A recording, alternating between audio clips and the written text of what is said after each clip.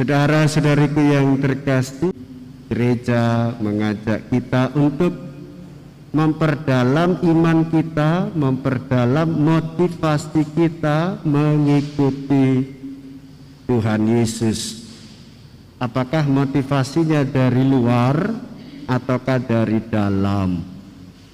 Kalau dari luar itu bisa saja karena turunan orang tua Katolik, maka kita ikut Katolik. Tetangga Katolik, maka kita ikut menjadi Katolik. Menikah secara Katolik, lalu akhirnya ikut pasangan menjadi Katolik. Nah, saudara-saudari, Injil Yohanes mengisahkan tentang Yohanes Pembaptis. Yohanes membaptis itu mengarahkan kepada Tuhan. Orang bertobat supaya kembali kepada Tuhan. Dan yang menarik adalah Yohanes membaptis orang banyak dan memiliki murid. Ketika berjumpa dengan Yesus, ia menunjuk kepada Yesus supaya para murid mengetahui dialah anak domba Allah. Dengan demikian, saudara-saudari, yang bisa kita petik satu hal, yaitu kita merelakan Dia yang lebih besar, Dia yang berkuasa, Dia yang mampu menghapuskan dosa. Itu yang harus menjadi motivasi dari dalam.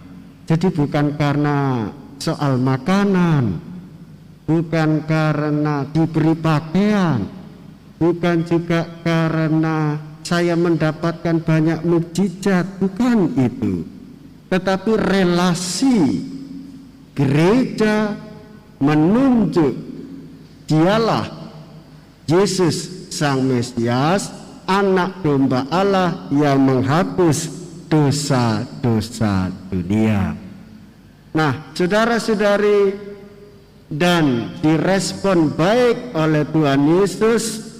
Dua murid mengikutinya, mari ikutlah dan tinggallah hidup bersama dengan aku.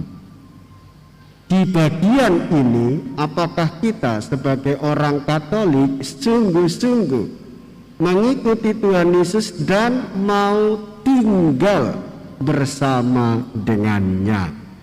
Ada yang mau ikut tetapi tidak mau tinggal.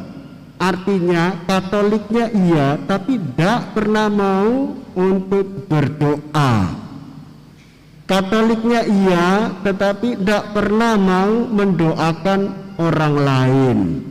Apalagi dalam situasi seperti ini, mementingkan pikirannya sendiri, mementingkan hasrat hatinya sendiri. Kita banyak belajar dalam situasi yang harus mendesakkan pada diri kita untuk menyadari disposisi secara pribadi, hidup personal spiritual, harus mengenal siapakah Yesus itu bagiku. Dialah anak domba Allah yang menghapus dosa-dosa dunia. Nah, berbahagialah kita yang sudah mengikuti jalan Tuhan, hidup bersama dengan Tuhan, mendengarkan sabda Tuhan, meresapkan dalam hati, dan wujudkan itu dalam hidup keseharian. Jika kita beriman tetapi tidak mewujudkan di dalam hidup keseharian, sebenarnya kita tidak tinggal, tetapi kita hanya jadi pengikut yang rame-rame saja, tanpa nama, tanpa jati diri, tanpa kepribadian yang jelas. Saudara-saudari, belajar dari Yohanes pengarang Injil, kisah ini dituliskan dan menjadi warisan bagi kita. Belajar dari Yohanes Pembaptis, ia rendah hati merelakan muridnya untuk mengikuti Tuhan Yesus. Belajar dari dua murid Andreas mengajak Simon Petrus untuk semakin dekat mengenal Yesus. Tinggal bagaimana kita? Apakah kehadiran kita ini menghadirkan Kristus yang memanggil setiap orang hidup di dalam perdamaian, hidup di dalam penghapusan dosa, hidup untuk keselamatan banyak orang.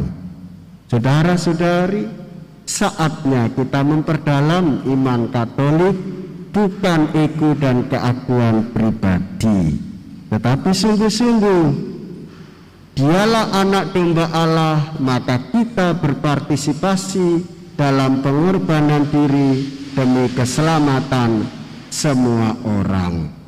Tuhan Yesus memberkati kita semua.